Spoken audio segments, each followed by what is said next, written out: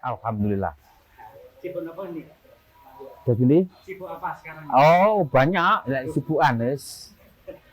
Kita ini kan PNS, Apa itu kan? pencari nafkah serabutan. Makin sibuk ya.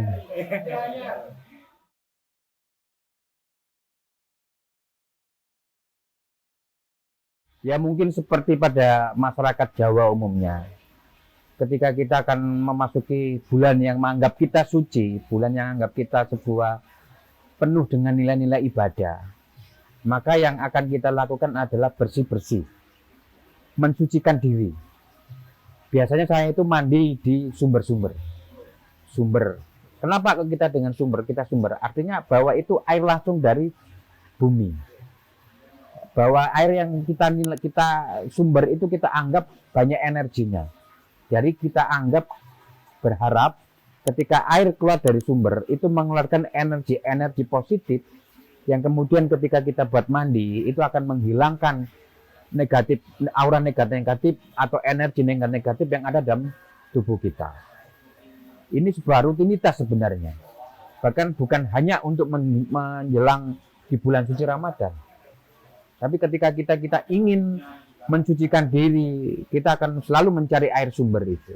Ini adalah bagian tradisi dari masyarakat Jawa pada umumnya.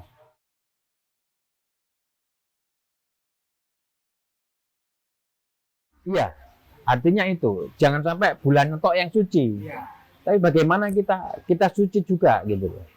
Ya suci dari nafsu. Ya bagaimanapun gini, megengan itu bahasa kalau orang Jawa mengatakan ngempet. Jadi menahan. Apa yang kita tahan? Ya nafsu kita, ya amarah kita. Hal-hal yang sifatnya negatif itu yang akan kita tahan. Karena puasa di banyak orang di masyarakat kita seperti memindahkan jadwal makan. Makan pagi jadi makan sahur, makan siang atau makan sore diganti buka puasa. Ini hanya sebatas pengalihan jadwal. Ya, makanya coba kita renungkan di bulan puasa ibu-ibu rumah tangga kita. Ternyata dibanding hari-hari biasa, pengeluaran untuk konsumsi ternyata lebih besar dibanding hari-hari biasa.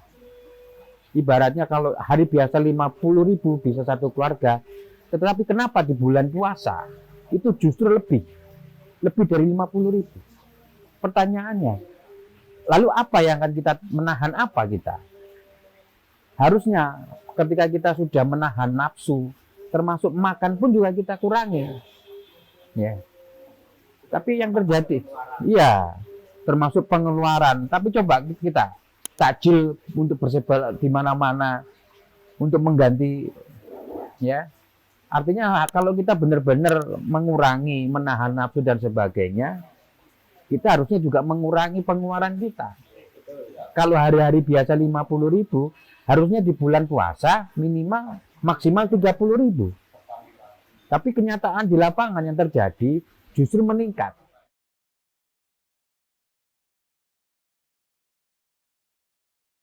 Nah, itulah ketika kita belum memahami nilai-nilai esensi atau filosofi yang kenapa kita melakukan selamatan megengan.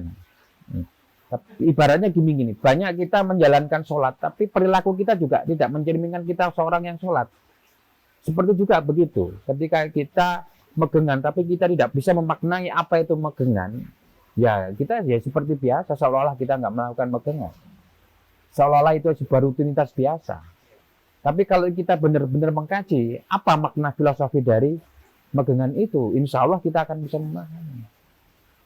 Seperti yang saya singgung tadi, sebelum hari Lebaran itu megengan, itu adalah proses bersih diri, proses kita mempersiapkan dengan menahan, artinya mengingatkan di bawah di bulan puasa kita adalah menahan nafsu, menahan semua persoalan-persoalan, baik itu menahan nafsu makan, nafsu nafsu persoalan nafsu lah, amarah dan sebagainya, termasuk nafsu seksual kita. Itu yang perlu kita pahamkan. Jadi bukan hanya rutinitas sebelum lebaran, kemudian sibuk selamatan megangan tapi tidak memaknai. Nah, maksud kita konten ini adalah menyampaikan kepada masyarakat, ayo kita berselamatan megangan itu bukan sekedar rutinitas, bukan sekedar lega megangan engko diilokno tonggo, enggak sekedar itu. Isin kami tonggo megangan kini enggak megangan, bukan sekedar itu. Tadi juga sempat saya singgung bahwa megangan itu juga membangun forum silaturahmi. Silaturahmi karena apa? Sebelum puasa kita juga saling memaafkan. Ketika dengan tetangga kita sempat tidak baik hati, marahan atau segala macam, ya saatnya itu dengan megangan kita mengundang untuk makan bersama, ya dengan selamatan itu sekaligus kita minta mengucapkan maaf. Kalau kita bisa masuk pada esensi itu, saya yakin bahwa masyarakat kita, masyarakat Jawa khususnya, ketika melaksanakan magangan itu adalah bagian dari ibadah, bagian dari sedekah, bagian dari ya amalia-amalia gitu loh.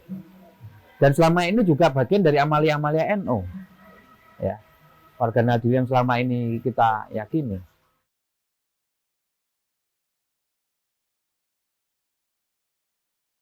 Nah itu. Nilai sosialnya kan sangat berdampak pada masyarakat. Nah inilah ketika mereka sudah melihat mengunderestimate tentang budaya, tidak dikaji bahwa agama juga mengkaji itu, bahwa kita berbahagia menyambut bulan puasa. Berbahagia itu kan apa bentuk bahagianya? Wujud dalam bahagia itu apa ketika kita menyongsong Ramadan? Nah, bagi masyarakat Jawa, wujud bahagia dengan menyongsong bulan Ramadan itu dengan rasa syukur. Nah, rasa syukur itulah kemudian diwujudkan dengan selamatan yang dinamakan dengan megangan. Jadi sebenarnya sederhana, tapi jika dikaji dan dikembalikan kepada ini sebagai ungkapan kebahagiaan, sebagai ungkapan syukur. Terus apanya yang salah di situ? Iya. Bentuk bagian dulu. Alhamdulillah. Kita alhamdulillah itu ada dalam ucapan aja. Wujudnya apa? Bagi masyarakat Jawa, kenapa kemudian ada selamatan di setiap apapun? Ya. Apa itu namanya? Anaknya naik kelas aja diselamati. Anaknya munggah pangkat diselamati. Kredit motor walaupun kredit jadi diselamati. Jenang abang. Ya. Kambing manak diselamati. Itu sebagai ungkapan syukur. Jadi diwujudkan, bukan hanya sekedar alhamdulillah, ya Allah diparingi rezeki, kabeh bisa kalau itu. Tapi mana bentuk sedekah kita sebagai ungkapan syukur gitu. Minimal tetangga kanan kiri kita. Enggak usah banyak-banyak, tetangga kanan kiri, ya. Kanan kiri 20, kanan kiri 20, ayo. Depan 50, ayo kan gitu. Biar ikut merasakan bahagia. Alhamdulillah, Pak Dava sudah dapat tuku mobil, ini selamatan tuku mobil, nah, kan begitu. Artinya ketika membuat orang lain bahagia, itu sedekah, ibadah. Lah terus lah endi salahe? Terus salahku apa?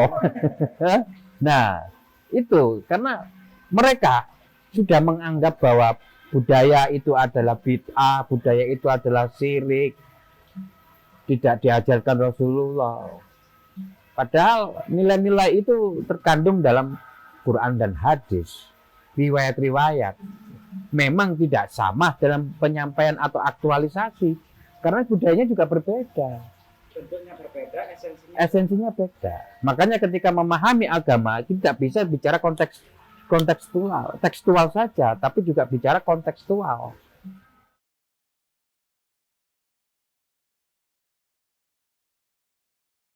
Saya ucapkan terima kasih pada saudara-saudara, dulur-dulur yang akan melaksanakan megangan.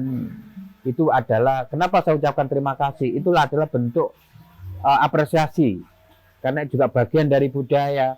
Secara tidak langsung mereka turut melestarikan budaya, turut memetri dengan nilai-nilai yang sudah diwariskan oleh para leluhur. Gitu. Dan jangan salah bahwa banyak budaya, banyak selamatan-selamatan itu memang diwarisi oleh para leluhur, ulama-ulama kita. Contohnya Mbah Sunan Kalijogo, Mbah Sunan Ampel, Mbah Sunan Bonang. Mereka mewarisi itu semua. Nah, kita yang seharusnya merawat itu. Kita dikongkon jogowen, rawatan. Itu toh. Ya. Jadi mungkin itu dari saya, kurang lebihnya mohon maaf dan saya ucapkan minal aidin wal faizin, mohon maaf lahir batin, selamat menjalankan ibadah puasa Ramadan dan selamat melaksanakan ritual megengan. Ya. Terima kasih Mas Yoyo. Terima kasih dari saya. Wassalamualaikum warahmatullahi wabarakatuh.